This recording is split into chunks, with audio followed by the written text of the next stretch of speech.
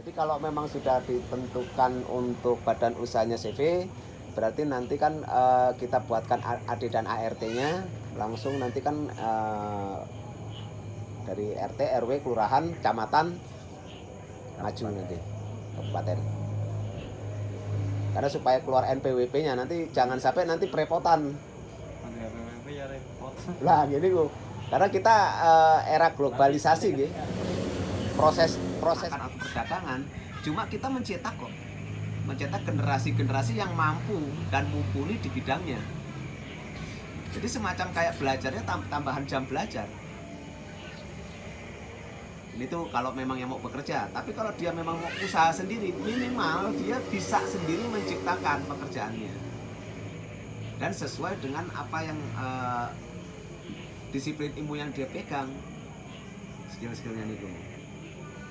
Jadi intinya Fajim hanya motivator, Gus, dan yang utamanya adalah santri-santri yang reguler. Karena kalau kita memang harus revolusi. Kalau lihat apa di sini ada BLK. Iya. Jadi untuk kepengurusan sertifikasi itu sangat mudah. Dempleng sampai BLK, nanti BLK pasti akan mengeluarkan, membantu. Ijazah di sini sementara kan yang dikeluarkan hanya dari SMK atau dari SLTP, gitu. Tapi berikutnya, the next mungkin 3 tahun ke depan, satu rekomendasi dia untuk kedepannya, Gus. Jangan, Pak, Mas ya. Menurut saya bukan dianaktirkan. Menurut saya akan membuatkan salah satu kalau memang karena memang sudah izin gitu ya. Jadi Gusnya sendiri juga. Kamu kalau sudah milih ini ya sudah. Waktumu awan kan saya perhatikan kemarin banyak tidur ya. Berarti kayak sejenis materi Namanya nek sing keplek-keplek ini gak ada yang nuruti urip. Tapi yang tujuan utama kita adalah santri-santri yang memang reguler dan kontinu ya intinya. Betul, dan kontinu ada di sini. Jelas pembinaan kan juga akan lebih mudah. Nek Gus sing ngakon kon belajar nek kon wis milih peternakan satu. Jadi kan ada pembentukannya CV. Itu lagi Mas Bro. Tadi ada informasi awal yang mungkin Gus Lukman belum mengetos deh. Yang tentang tujuan awal bahwa santri Fajim itu sebagai pendongkrak. Nanti awalnya itu ke santri antara UD dengan CV sing pundi. Kekuatannya bagus banget. Kalau kekuatan lebih kuat CV. Kalau kekuatan. G. Ya kalau lebih bagus kekuatannya lebih bagus CV. CV, UD-nya dihapus. Ini kalau menurut saya tapi. G. Karena memang ya namanya harapan ya. Kalau harapan kita kan pasti akan ada PIRT. Jadi kalau ini nanti akan keluar PIRT. Ini dibutuhkan nomor PIRT manakala kita sudah ada produk. Karena memang diinginkan mulai dari pakan nanti kan pakai brandnya brand Fajim. Walaupun untuk kalangan untuk kebumen dulu, tapi kalau tidak ada PIRT saya nggak berani cantumkan nama Fajim. Takutnya nanti dari dak malah menjatuhkan sanksi. Kamu organisasi, kenapa kamu kok punya produk? Sama sih kepengurusannya istilahnya antara UD dengan CV ini ya. Itu berarti kan dia tidak ada, kita tidak bisa karena dasar hukumnya sosial itu kan tidak boleh melakukan malah salah lari. Tapi kalau kita acuannya ini kita kan akan dari profitisasi tidak boleh melakukan usaha. Unit usaha tidak ada aku sendiri ya. Jadi kita harus ada unit usaha wajib. Masalah usaha-usaha yang kerajinan terus atau seni itu nanti di bawah. Tapi pokoknya di sini. Di 3 itu ya. Iya, 3 ini. Untuk ini kan kita pasti membutuhkan badan hukum. Di sini. Karena kita ini acuan kita adalah profit oriented.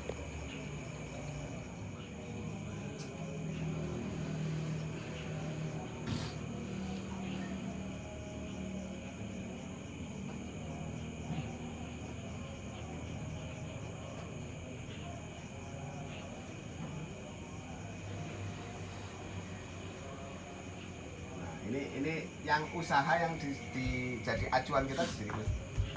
Pertanian, peternakan dan perdagangan. Artinya kan dia tetap bisa mau kita selama dia mengaji. Dia sudah ada bekal skill, keahlian. Nah, keahlian memang resikonya nanti kita akan terlalu banyak usaha yang kita tangani. Karena tidak semua anak punya bakat yang sama. Kemungkinan ada 100 orang keinginannya beda-beda juga ada. Tapi akan kita coba jembatani seperti apa. Seperti itu. Dari 40 orang yang saya tanyakan juga sama. Karena ini 40 ini tersebar. Betul-betul tersebar. Sampling saya yang saya ambil sampling ini orang-orang bukan di daerah cuma di Malang aja atau Jawa Timur aja. Tapi ini menyebar. Hampir dikatakan di seluruh Indonesia kondisinya seperti itu. Mereka tidak punya ilmu. Tapi kan memang sudah ada digariskan seperti kemarin Gus Ari mengatakan iki wong arek kate bejo apa kate merugi iki harus enek tulisannya. Tapi minimal untuk kebutuhan hidupnya ini bisa terpenuhi dengan layak. Nah, ini Gus. Jadi tujuannya adalah santri yang mampu untuk mencukupi kebutuhan hidup dengan layak. Karena kalau untuk tadi sudah saya singgung, untuk yang menjadi kiai atau menjadi ustadz mungkin sudah bukan satu permasalahan.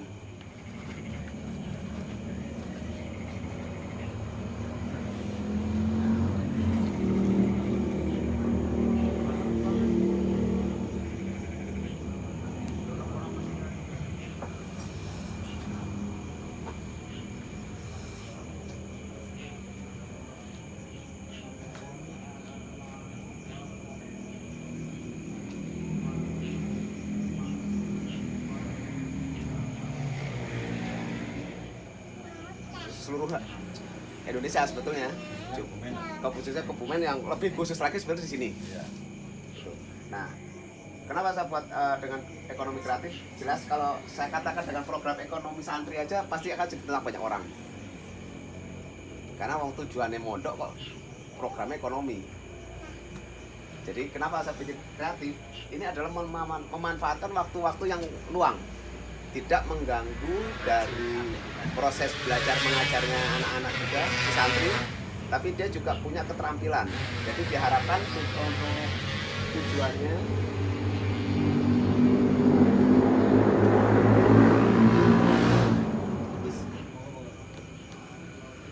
jadi karena dari keprihatinan terus terang programnya Berdiri nggak apa-apa.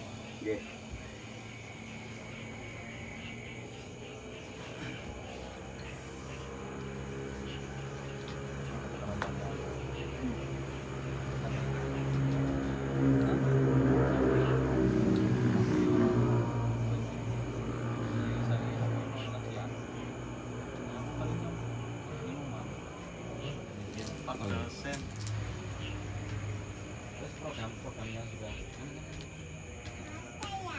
Programnya kita lanjutkan yang sudah ada. Yang sudah berjalan adalah pertanian. Nah, nanti pertanian ini bagaimana supaya ada, nanti insya Allah semua bisa tercakup. Nah, kita bisa jual karena saya punya produk. Gitu. Pripun Gus, kalau umpamanya kita untuk bidang apa? Badan hukumnya kita ambilnya UD aja atau CV. Untuk ini ekonomi kreatif santri ini